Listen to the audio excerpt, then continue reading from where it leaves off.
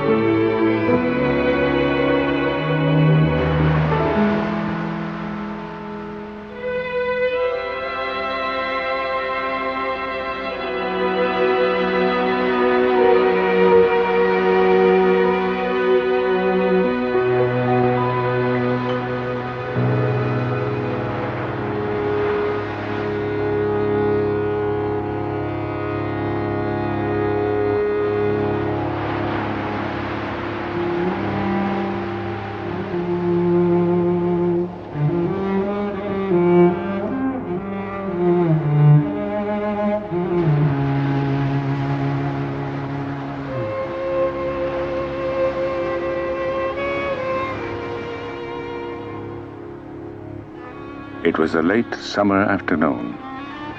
Near the shore, a group of children were playing. One of the boys, though ragged and undernourished, stood apart from the others.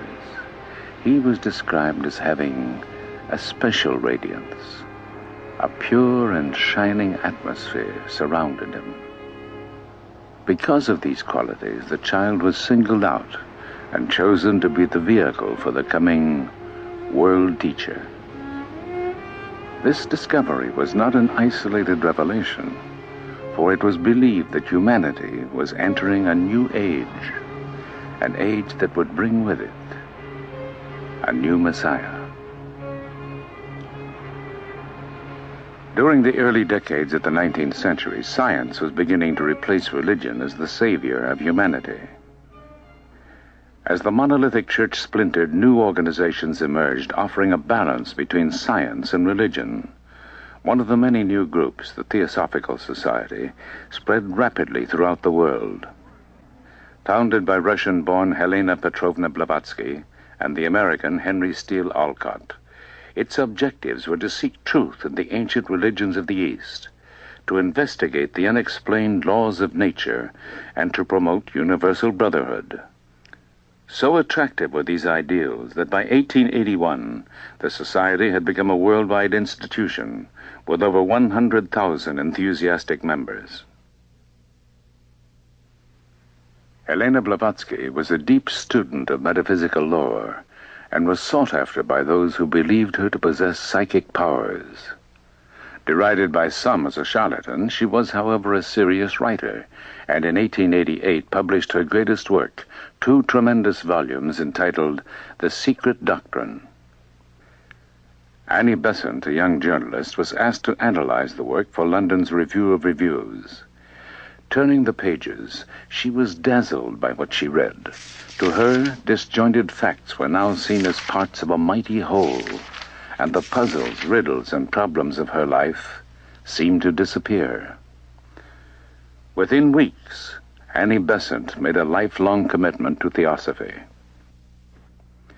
This sudden step was not out of character for the impetuous Mrs. Besant.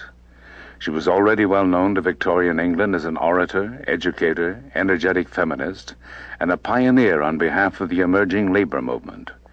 She organized a strike of match girls at Bryant and May's factory. Her sense of social justice led her to become a Fabian socialist along with Sidney Webb, George Bernard Shaw, and Ramsay MacDonald. After Blavatsky's death, Annie Besant became head of the society and the most influential force for the theosophical ideal. It was she who forged Blavatsky's unwieldy philosophy into a popular movement. Many of the world's religions speak of a hero or savior who appears in a time of crisis to help mankind. In The Secret Doctrine, Blavatsky described how such a teacher would define truth in terms suitable for a new civilization. Over the years, this theme had been developing in Besant's mind. By 1900, she was convinced that the time had come for the reappearance of a great spiritual leader. Even now, she was lecturing in India, Europe, and the United States on the coming of a world teacher. Expectations were spreading throughout the society, and thousands thronged to hear her lectures. Charles Webster Leadbeater was another leading member of the society. He and Besant worked closely together and seemed to complement each other, as Alcott and Blavatsky had done years earlier. The year was 1909. C.W. Leadbeater had moved to India and was now living at Adyar, the theosophical headquarters near Madras. Each day he would stroll with a group of friends along the beach on the Bay of Bengal. It was there that the young Jiddu Krishnamurti was discovered. In spite of the child's thin, uncared-for appearance, Leadbeater saw a quality so remarkable that he announced that this Brahmin boy would fulfill the long-awaited prophecy. Krishnamurti was to be prepared as a vehicle for the world teacher.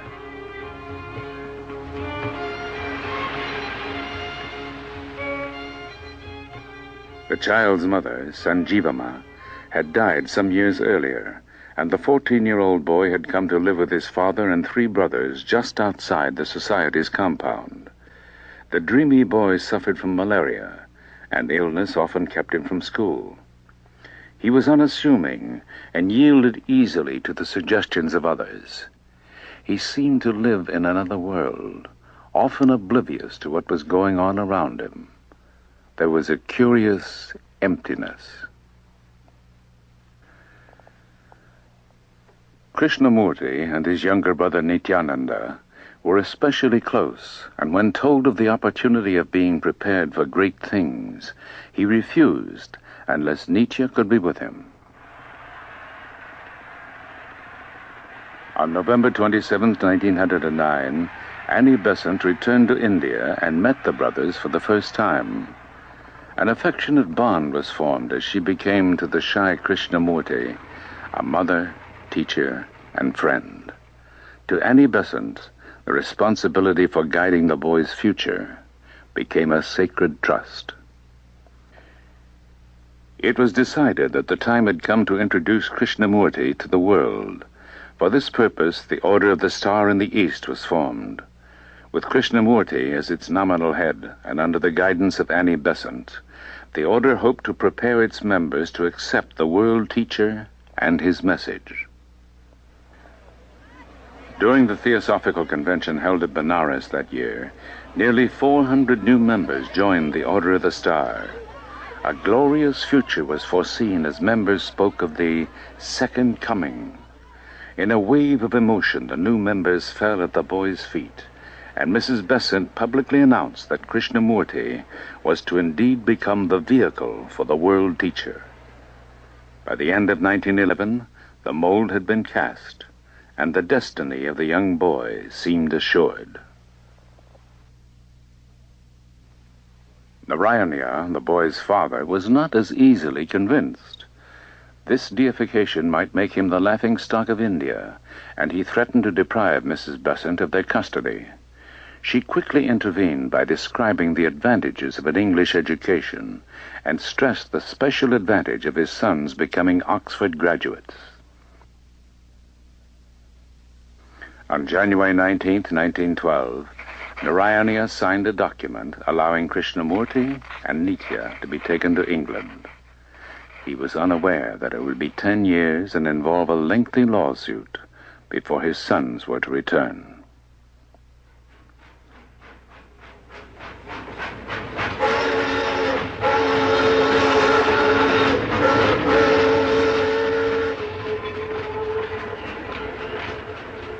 In England, news of their arrival spread quickly, and a large crowd was on hand to greet the party at Charing Cross Station. An English theosophist described Krishnamurti on arrival as an odd figure, with long black hair falling almost to his shoulders and enormous dark eyes, which had a vacant look in them.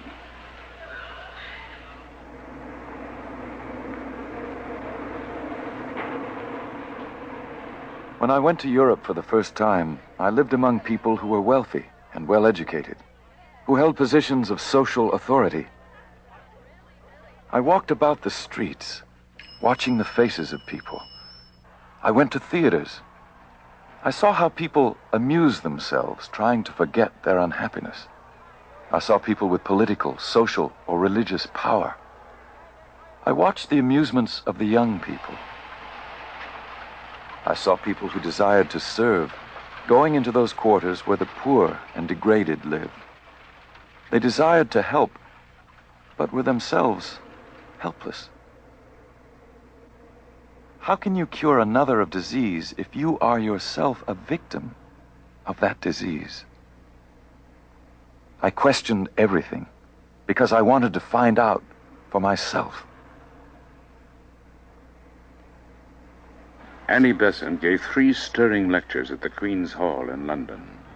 The movement was gathering force. When she returned to India, the boy's education began under a series of tutors. The young man was constantly surrounded by teachers and attentive followers. Never allowed to be alone, he longed for a more normal life. He grew dissatisfied and lost all interest in the role he was being prepared for. In the summer of 1914, England plunged into the Great War. Communications collapsed and the boy's seclusion intensified.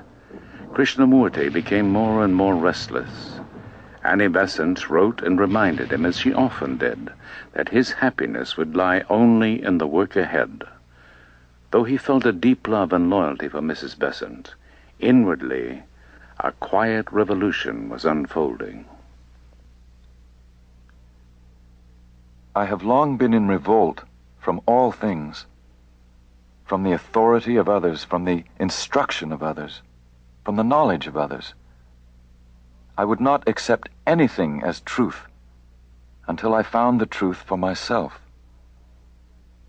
I never opposed the ideas of others, but I would not accept their authority or their theory of life. Until I was in that state of revolt, until I became dissatisfied with everything, with every creed, with every dogma and belief, I was not able to find the truth.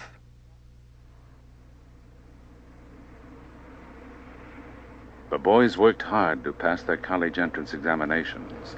Nitya had little difficulty, but Krishnamurti was a slow and indifferent student. To everyone's disappointment, it became clear that he would not be accepted by either Oxford or Cambridge. The close of the war in 1918 brought increased activity among theosophists. In India, Annie Besant was deeply absorbed in problems of education and political action. She was in the forefront of the struggle for Indian independence, along with Gandhi and others. But in her lectures, she continued to proclaim the importance of the world teacher and his message for humanity.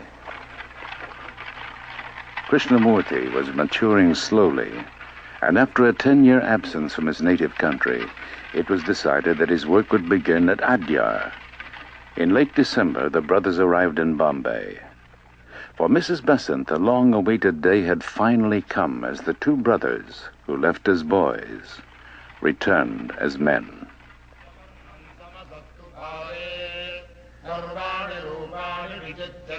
When I came to India, I saw that the people there were deluding themselves equally, carrying on the same old traditions, treating women cruelly.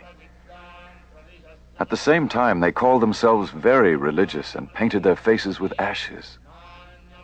In India, they may have the most sacred books in the world. They may have the greatest philosophies. They may have constructed wonderful temples in the past, but none of these was able to give me what I wanted.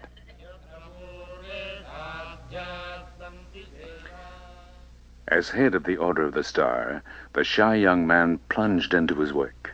He wrote numerous books and articles for Star publications. There were lectures to give and meetings to attend. The brothers undertook a heavy schedule, speaking in India, England, Australia, and Europe. These travels became a heavy strain on Nietzsche. He became ill and was diagnosed as having tuberculosis. California was suggested as having a healthful climate for consumptives and an ideal place for recovery. In the summer of 1922, the loan of a small cottage in the Ojai Valley brought the young men to America for the first time. Writing to Mrs. Besant, Nietzsche described their new surroundings. In a long, narrow valley of apricot orchards and orange groves is our home, and the hot sun shines day after day to remind us of Adyar. The Indians call our valley the Ojai, or the Nest, and for centuries they must have sought it as a refuge. For a time, Nietzsche seemed to recover, but perhaps best of all, they were alone. Privacy had been a luxury denied them since childhood, but now in the silence of the valley, Krishnamurti had an opportunity to be with himself. He walked alone in the hills, climbing through orange groves and scrub brush. As the days passed, a strange uneasiness seized him. He became ill and complained of intense pain and suffocating heat. There were periods of unconsciousness as the strange process reached its peak. Agitated and feverish, he insisted on walking alone, but was urged instead to rest under a young pepper tree that stood near the cottage. It was there, in the stillness of the night, that a transcendent event took place that shook his life to its foundations.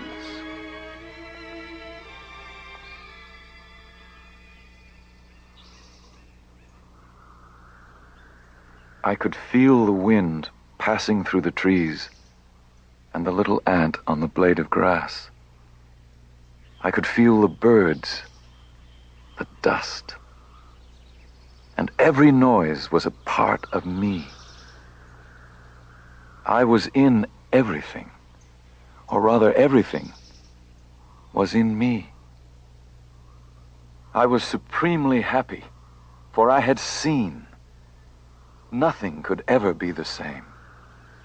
I have drunk at the clear and pure waters of the fountain of life, and my thirst was appeased. Never more could I be thirsty. Never more could I be in utter darkness. I have touched the compassion which heals all sorrow and suffering. It is not for myself, but for the world.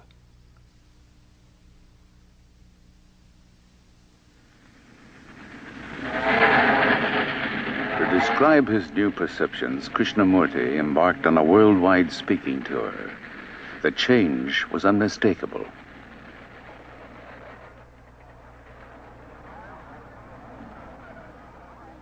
Everywhere, among all people, there is a search for something hidden, for some realization which will give greater knowledge, greater vision, greater understanding, and this the people call truth.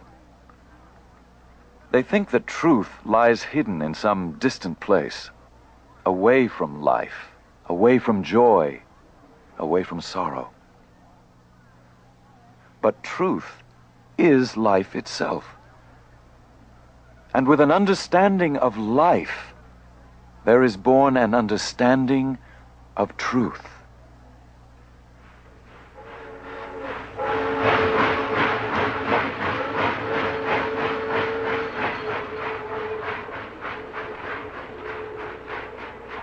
While traveling, a sudden hemorrhage brought back fears for Nietzsche's health. He was weak, in high fever, and racked with coughing. It was decided that the brothers should again return to the dry climate of the Ojai Valley. Once in California, Nietzsche seemed to improve, and when Mrs. Besant cabled asking that Krishnamurti come to India for Theosophy's Jubilee Convention, he reluctantly agreed. The bond between the brothers had grown stronger than ever. There was unquestioning faith that Nietzsche was essential to the work ahead, and because of this, his life would be spared. While en route, a cable arrived saying that Nietzsche had influenza. A later wire read, "Flu rather more serious. Pray for me." On the 13th of November, as the ship entered the Suez Canal, a telegram arrived announcing Nietzsche's death.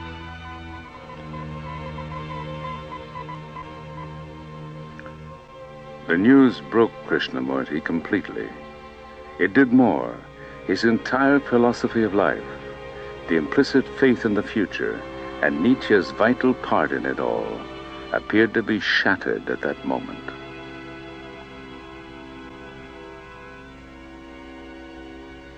An old dream is dead, and a new one is being born.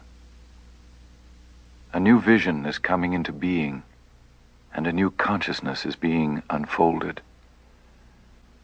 I know now with greater certainty than ever before that there is real beauty in life, real happiness that cannot be shattered by any physical happening, a great strength which cannot be weakened by any passing events, and a great love which is permanent, imperishable, and unconquerable. By the time he reached Madras, his face was quiet and radiant. The Jubilee Convention of 1925 celebrated 50 years in the life of the Theosophical Society. Thousands attended the 4-day gatherings, and events were eagerly reported by newspapers around the world. A Star Congress followed the convention. By this time, the Order of the Star had grown to over 45,000 members. Under the branches of Adya's enormous banyan tree, Krishnamurti spoke of the world teacher. His face was powerful and stern in the twilight, his eyes half veiled as if looking inward.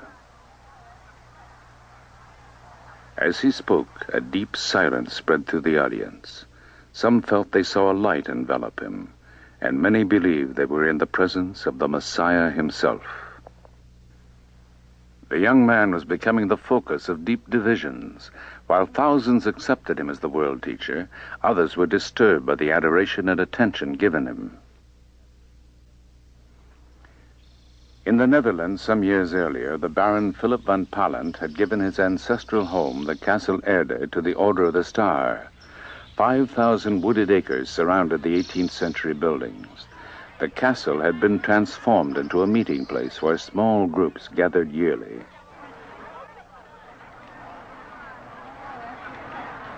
The change that was taking place in Krishnamurti was to intensify the following week at the Omen Star Camp of 1926. Close to the Castle Erde, the Omen camp attracted over 2,000 people of every nationality. There were huge tents for meetings and for meals. Lectures were given, and every evening Krishnamurti lit a bonfire and spoke to the gathering.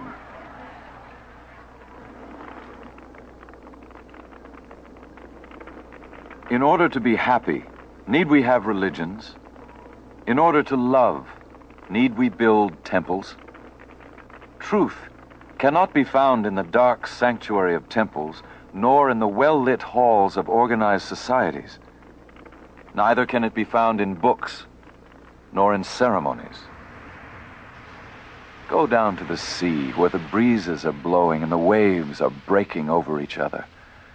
You want to gather and bind all that beauty into a narrow temple. Do not allow your mind or your heart to be bound by anything or anyone. If you do, you will establish another religion, another temple. You must not create little gods and worship at little shrines. Who wants to worship by the light of one candle when you can have the sun?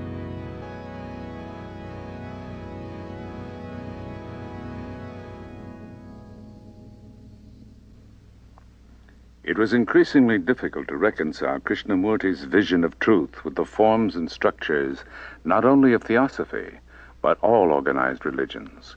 His rejection of spiritual authority was a threat to the society and its lifelong members. There was open hostility as the organization seemed to be pulling apart. Lines were drawn, as some stood firmly with him, while others clung to their cherished beliefs. Lady Emily Letchens, who had been close to Krishnamurti since 1911, shared the bewilderment that many felt. How strange it seems, she said, that for 17 years we have expected a world teacher, and now when he speaks we are hurt or angry. He is making us do our own work, and that is the last thing we expected of him.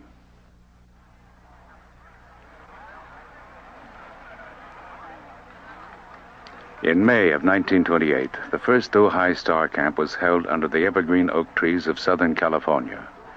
But with each new talk, each meeting, the divisions became more apparent.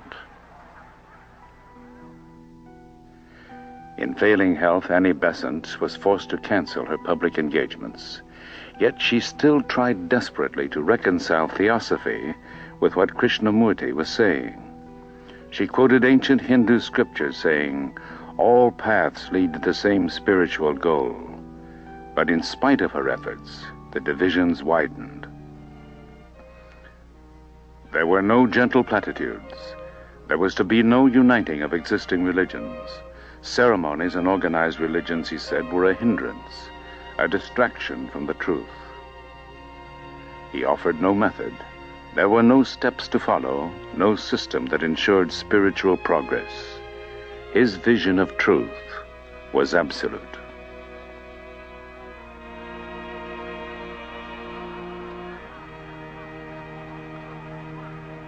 In the Netherlands on August 3rd, 1929, at the Oman Gathering, in the presence of Mrs. Besant and over 3,000 Star members, Krishnamurti dissolved the Order of the Star, freeing himself from all claims made for him.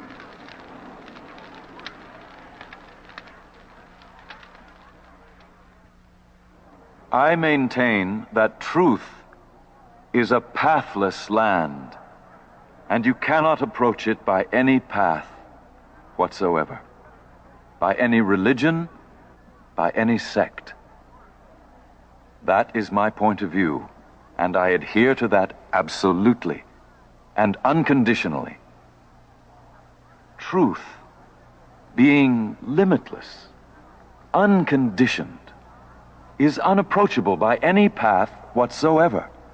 It cannot be organized, nor should any organization be formed to lead or coerce people along any particular path. If an organization be created for this purpose, it becomes a crutch, a weakness, a bondage, and must cripple the individual and prevent him from the discovery of that absolute, unconditioned truth. You can form other organizations and expect someone else. With that, I am not concerned.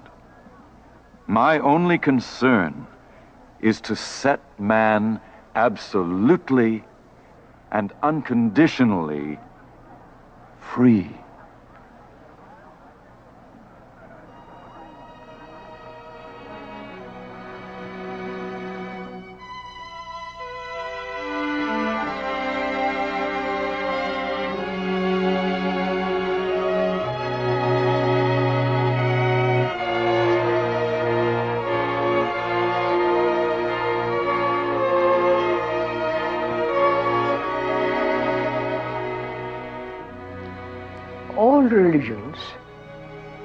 have always said there is only our path, our savior,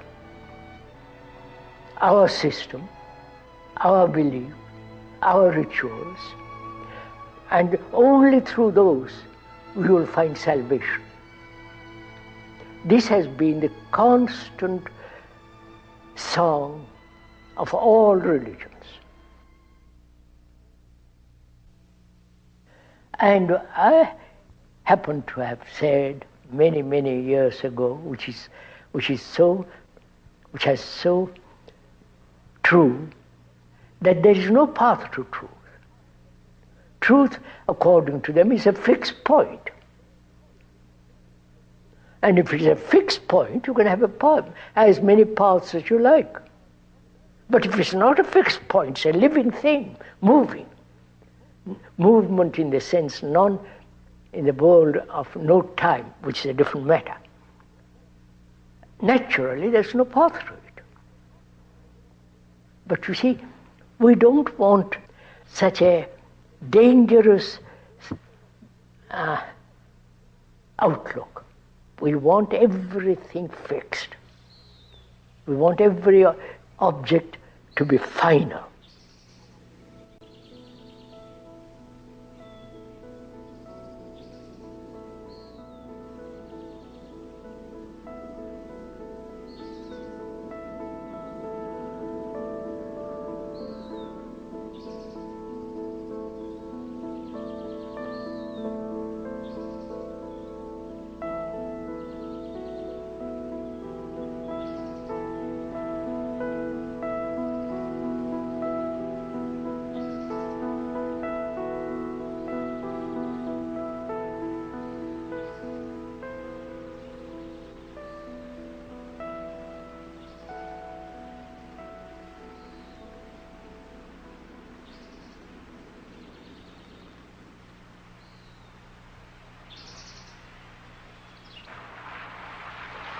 I'd like to go into the question of what does it mean that a human being should bring about a deep, profound change in himself. We're asking, is it possible to bring about a fundamental psychological revolution? Deep, abiding, irrevocable change, transformation. One has lived as a limited, contained, narrow individual. And it's very, very difficult to see the truth that you are the rest of mankind. That in you is the whole of man. That is, you as a human being is part of the world. You are the world. Not an idea, not something that's intellectually has been put together by reason and you say, yes, quite right. But the reality of the truth of it, that you represent as a human being the rest of humanity. Because you suffer, you're anxious, you're uncertain, confused, miserable, fearful, hurt, everything. And every human being has this. So your consciousness is the consciousness of mankind.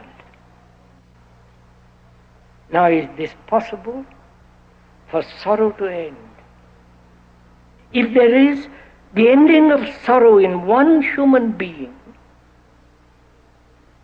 who is the representative of all humanity, that ending affects the whole of consciousness of man. Don't accept what we are talking about. find out, test it. That means you have to be free to observe.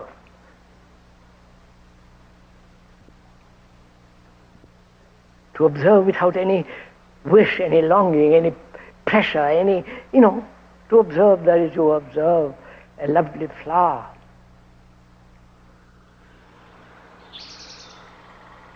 I wonder why human beings throughout the world don't see this simple fact that you cannot possibly have peace on earth if you are nationalistically divided.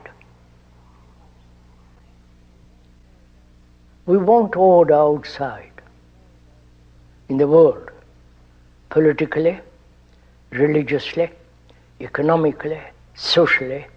In our relationship with each other, we want order. We want some peace. We want some understanding. And if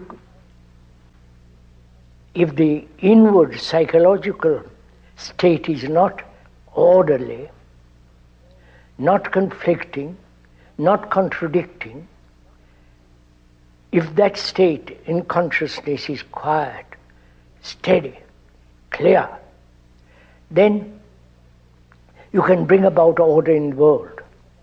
Now what we are trying to do is try to bring order legislatively, nationally, and so on, order out there in the world, which has been proved over and over again that totally brings about disorder. That's why we are saying, I'm saying that without inward order, that is inward order in consciousness, which is in a mess, which is in a contradiction, without bringing about order inwardly, psychologically, you cannot possibly have order outwardly. And the crisis is there. We think the crisis, national, economic, social, and so on. The crisis is not out there. The crisis is really inward. And we are unwilling to face that.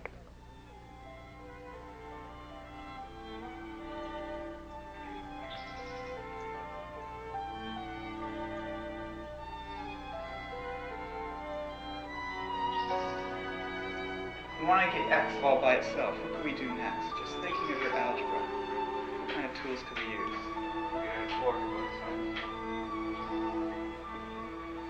Okay, that's fair enough. What could we do? But see, we still have this X term here. What are we going to do with it?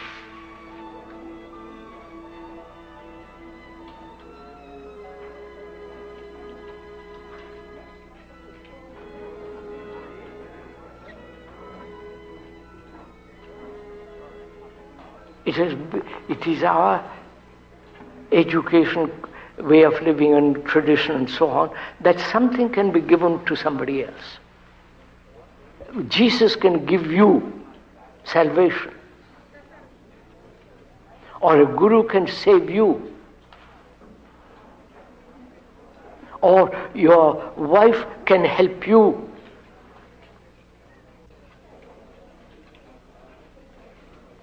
That may be an old, worn-out tradition to which we are clinging. That may be a wrong approach altogether. You have understanding, and I haven't got it.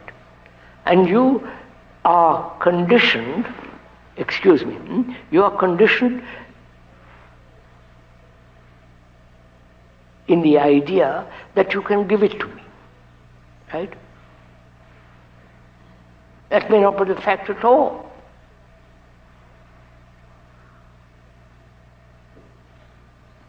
Psychologically, inwardly, do you depend on somebody?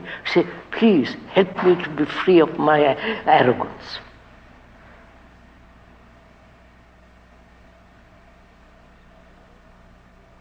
Or in your relationship, you see the arrogance in you, it's gone.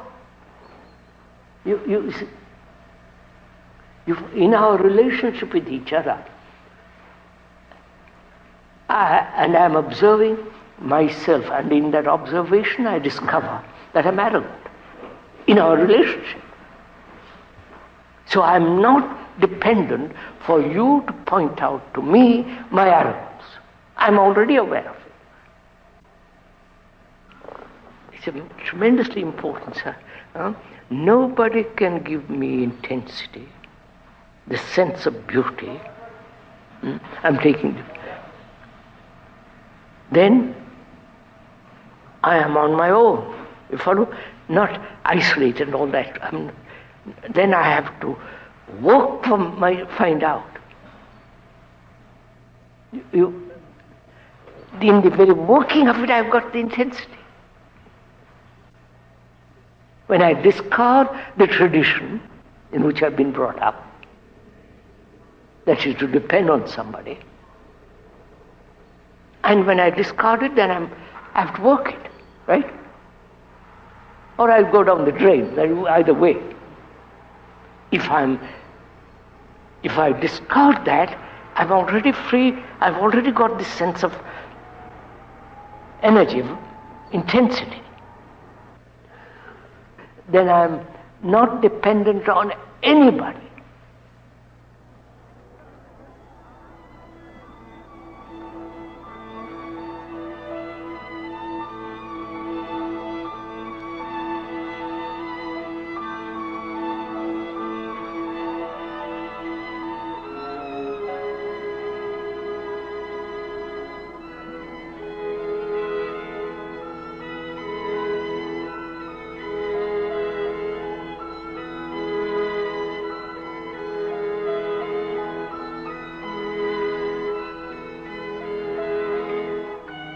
Can I observe myself through relationship?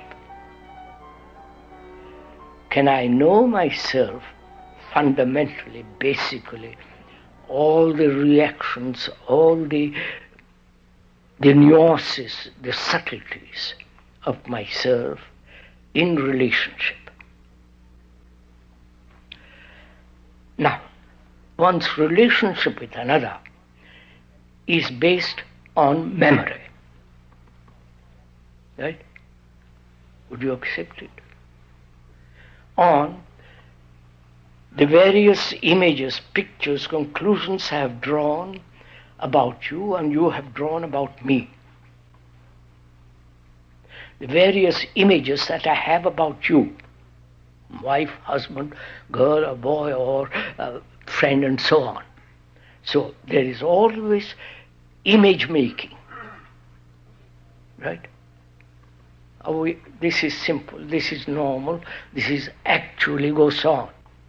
When one is married or lives with a girl or a boy, every incident, every word, every action creates an image. No? Are we clear on this point? Don't agree with me, please. I'm not trying to persuade you to anything. But actually, you can see it for yourself. A word is registered. If it is pleasant, you purr. It's nice. If it is unpleasant, you immediately shrink from it. And that creates an image. The pleasure creates an image. The shrinking, the withdrawal creates an image. So, our actual relationship with each other is based on various subtle forms of pictures, images, and conclusions. So when there is an image like that, she has and you have, then in there is division.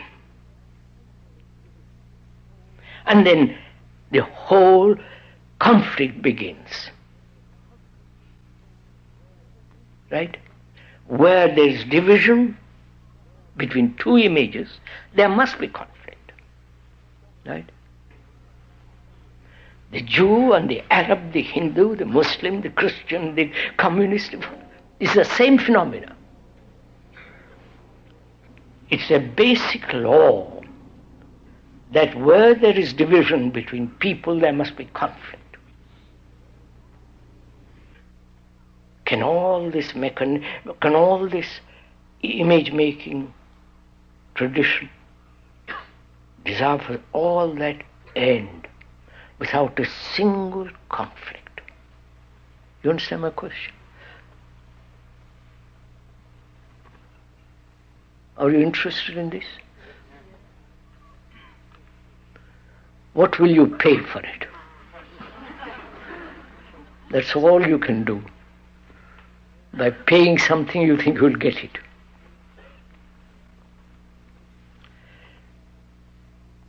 Now how can this mechanism of image making, not just image making, the desire for certainty, the tradition, the whole structure of that, can that end? Right? Are you asking that question?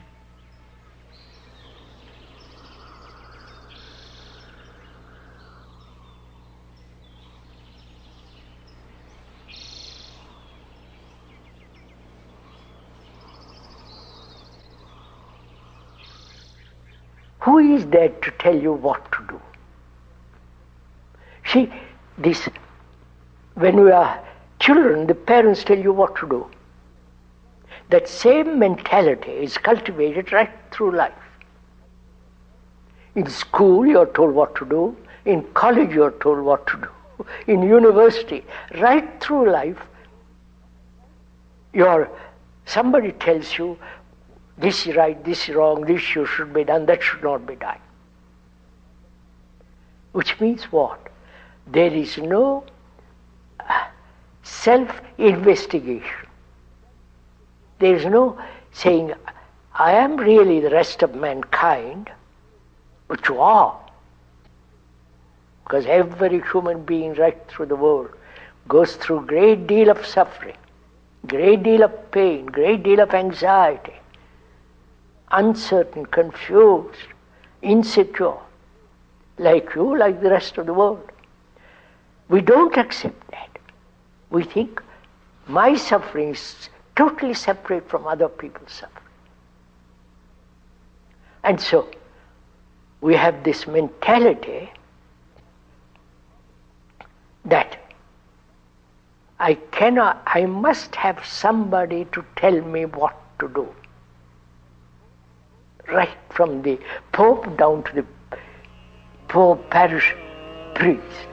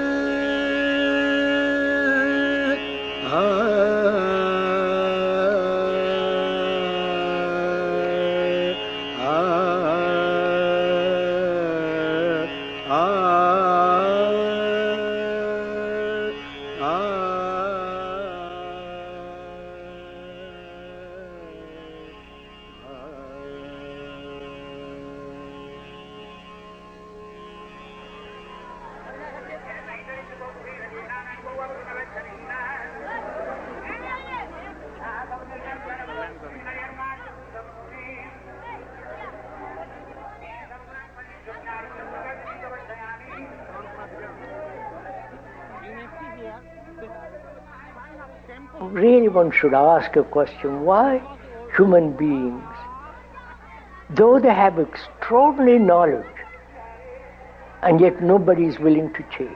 Why? Is it that they find security in the habit, in the pattern? Your pattern, my pattern, the Christian pattern, the Hindu pattern, the Buddhist. They're all patterns, a way of thinking. So Patterns may be dangerous altogether because they divide people. And religions have divided people. Their rituals, their beliefs, their faith, their saviors. Now, to break away from all that requires intelligence, requires investigation, study. Nobody is willing to do that. Om Shanti Shanti Shanti Hari Om Tat Sat. Tumi bandhu tumi nath, tumi bandhu tumi nath, nishidina tumi amar, nishidina tumi amar, tumi bandhu tumi nath, tumi bandhu tumi nath, nishidina tumi amar, nishidina tumi amar, tumi bandhu tumi nath, tumi bandhu tumi nath, nishidina tumi amar, nishidina tumi amar, tumi shuka tumi shanti, tumi shuka tumi shanti, tumi hai amrita padar, tumi hai amrita padar, tumi bandhu tumi nath, tumi bandhu tumi nath, nishidina tumi amar. From childhood, we are taught comparison. We say you must be as clever as your brother. Or in school, you get better marks than somebody else. So you're always being compared, and you learn to compare, don't you? I say, don't compare yourself with anybody. Right? You ever heard that? Right? Now, why do you compare? To find out who's better. Huh? To find out who's better. To find out if you're better. That is, you compare yourself with her. She is much more intelligent, more bright, more clever, and so in comparing yourself with her, you become dull. Huh? Yes. Huh? But if you don't compare, are you dull? No, you just listen carefully. In examinations, in schools, all through life they're comparing. Tell your teacher, don't compare.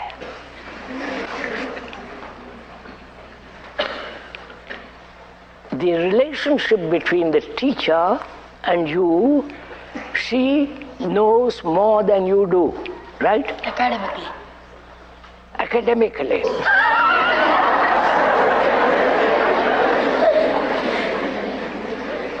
By Jove.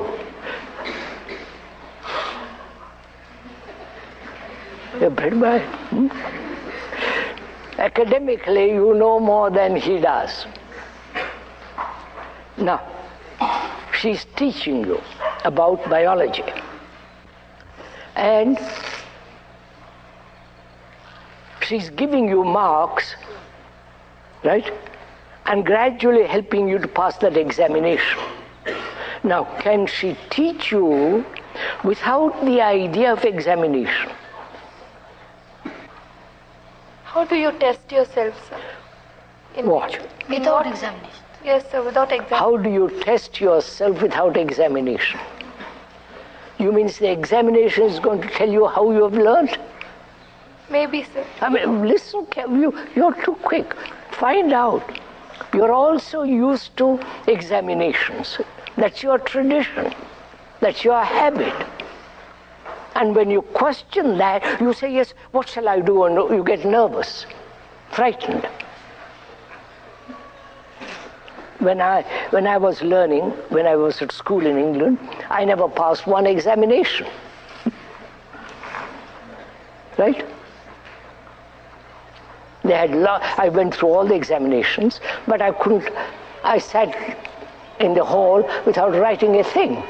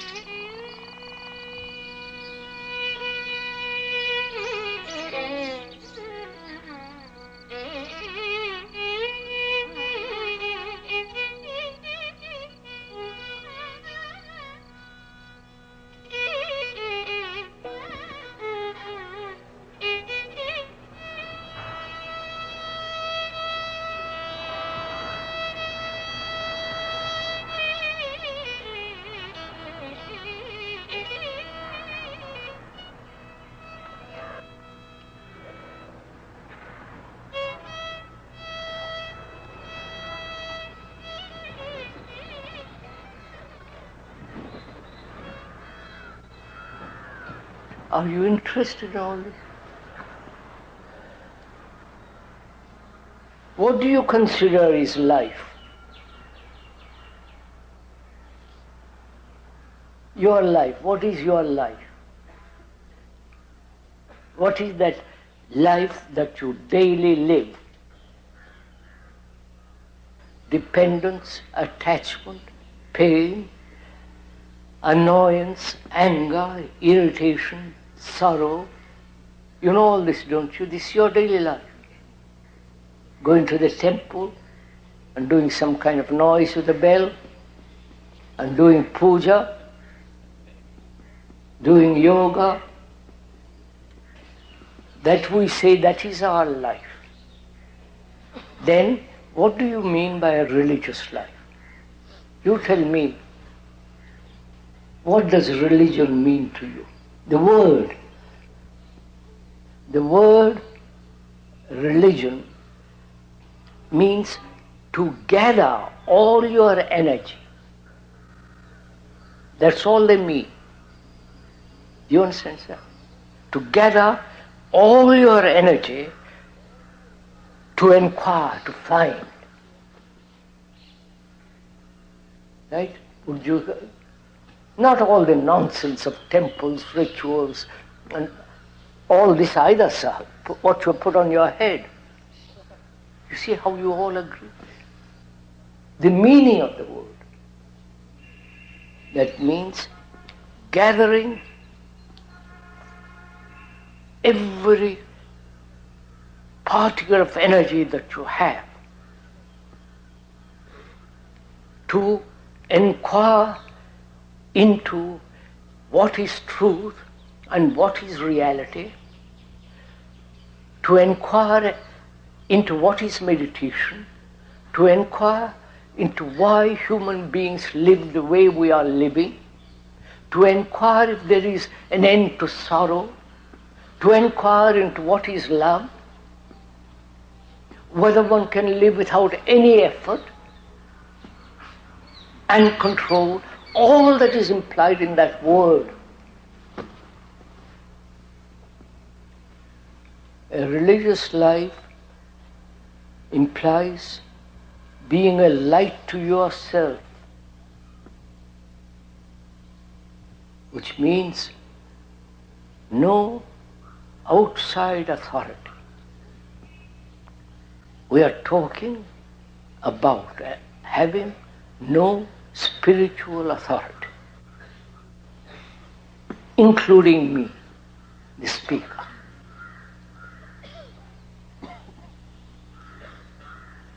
Have you any authority? Spiritual authority?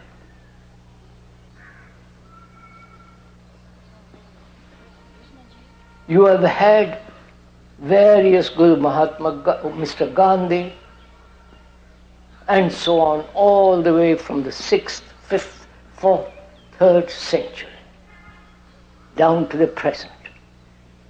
And where are you, having been led for these thousands years?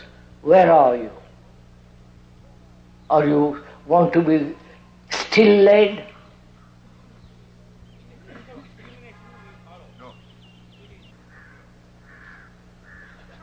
So we are asking you courteously, if you have thrown away your traditions. Traditions being nationality, your caste, your beliefs, your rituals, going to the temples, all that. Have you thrown it away?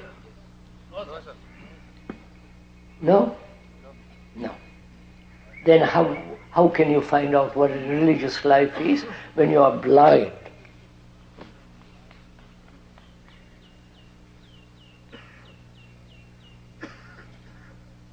So you want to find out what a religious life is, and yet won't leave your little enclosure. Right?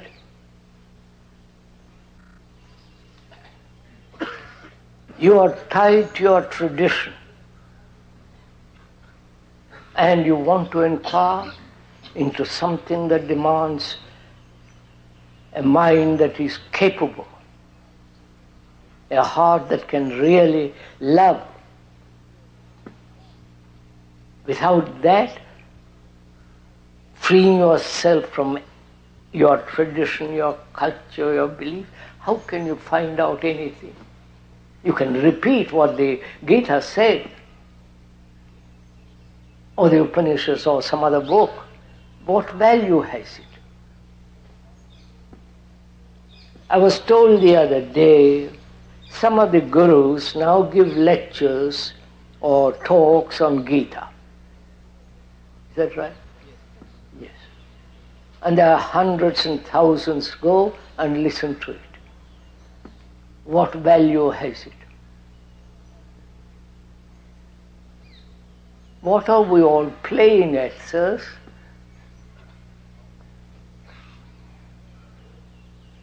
Apparently, one doesn't see one's own tragedy. Right, sir?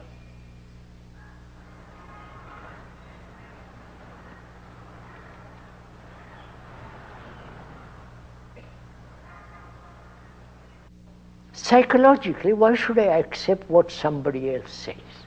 When I realize that I am the rest of mankind. Mankind is me. The me is the history of mankind, the book of mankind. If I know how to read it, I don't depend on anybody. So, can I, without distortion, without prejudice, without choice, be aware of the content of this book, which is me. To read it very carefully, never distorting it, requires a great deal of attention, great deal of energy, intensity, immediacy. And we are not willing to do all that because we think that's too tiresome. Tell me quickly what to do and I will do it, or I may not do it. Generally, I may not do it. And I personally think that this psychological guidance by another, whether it is the religious guidance or the the guidance of the psychologists, is totally wrong because then you're making humanity to children who have to be guided, told, encouraged, We are grown-up human beings after 5 or 10 million years.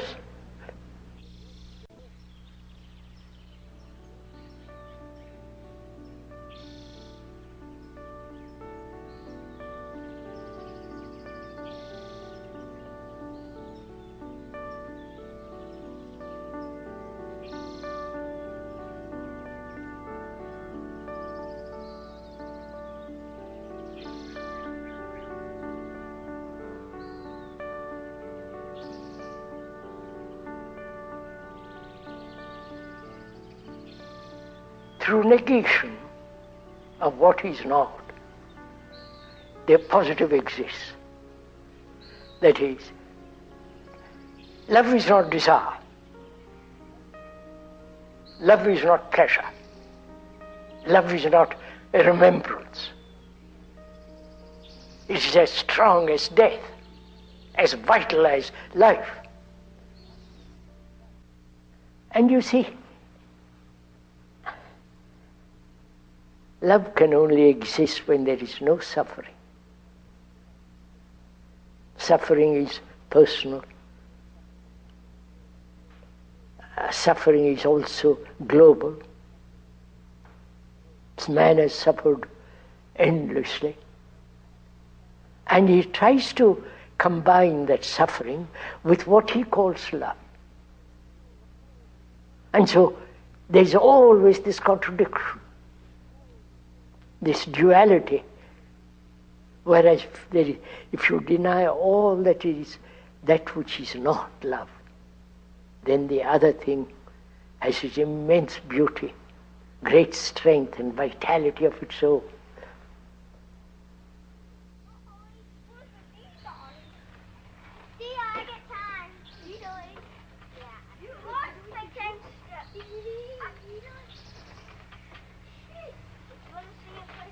Now, why do we have to learn mathematics, or why do you have to learn science? Because part of mathematics is order. 2 plus 2 plus 2 makes 6. That's order, right? In sequence it must be.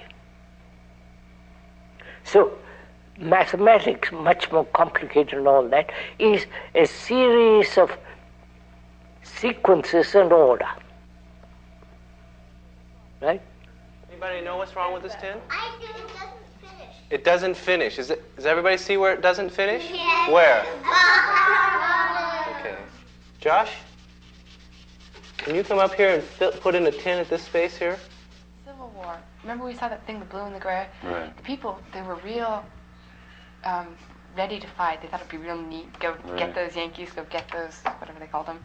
Right. And it seems like a lot of people would be, some people, depending on the type of person you were, would really be scared of war. They think it'd be neat because they don't like this person.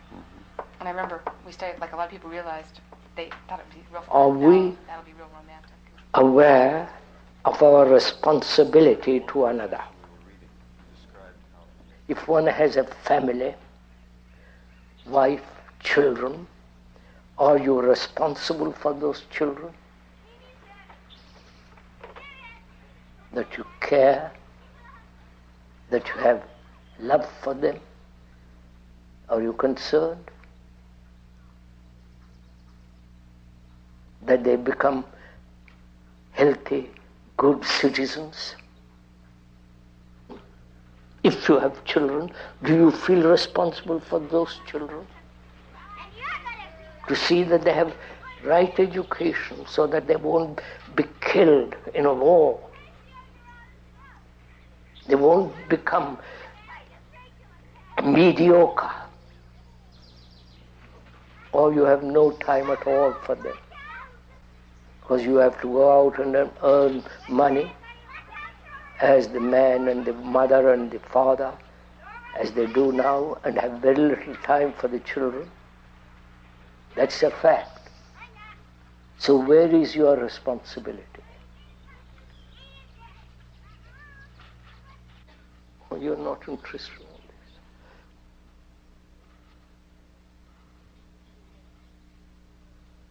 So one asks, what are you interested in? I think that's a legitimate question.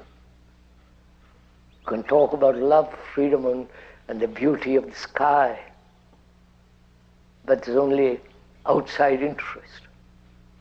But basically, what are we interested in? That's right. You are interested in yourself, right? Which are perfectly right. Each one is interested in himself.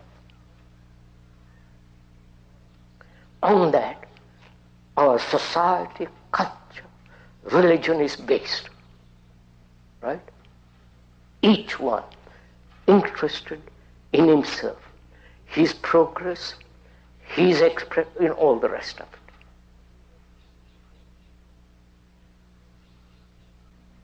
Do you, as a human being, realize that we are all one, basically? Not as an idea, but as a fact. Because when you go to India, you see the misery, the confusion, the anxiety, the despair of people running to their petty little gods whom they have created. You come to Europe, it's exactly the same thing. They have God, they have Jesus, they have Christ, they run, you follow? You come here, it's exactly the same. You understand, sir? First, to realize, not verbally, but in your heart, in your blood, in your whole thinking, that human beings right through the world go through the same agonies that one goes through. The loneliness, the despair, the depressions, the extraordinary uncertainty, insecurity, whether they live 10,000 miles away or 2,000 miles or here. They're all psychologically bound together. If one realizes that profoundly in your guts, in your blood, in your heart, in your mind, then you are responsible.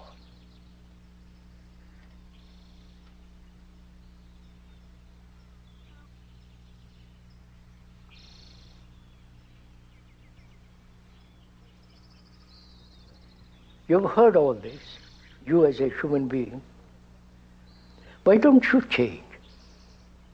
What prevents you? If each one of us asks that question, not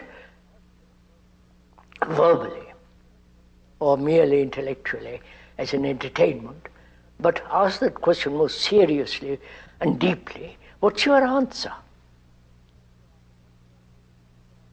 What's your answer to this problem that human beings have lived this way for millennia upon millennia? Why haven't they changed? Why haven't you, who are listening now, why haven't you changed? You know, if you don't change, what's the consequences are? You'll be nationalistic, you'll be tribal, insular, isolated, and therefore having no relationship globally, fighting, building up more and more armaments, destroy each other. Now, why don't you, if you are at all serious in this matter, why don't you ask yourself that question? Why am I, a human being, who have been through all this, why haven't I changed? What would be your answer? After all, life is one. One global unitary movement. So, in the same way, our consciousness is common to all mankind. Now, if I radically change, surely it affects the rest of the consciousness of man. Now, why don't you change?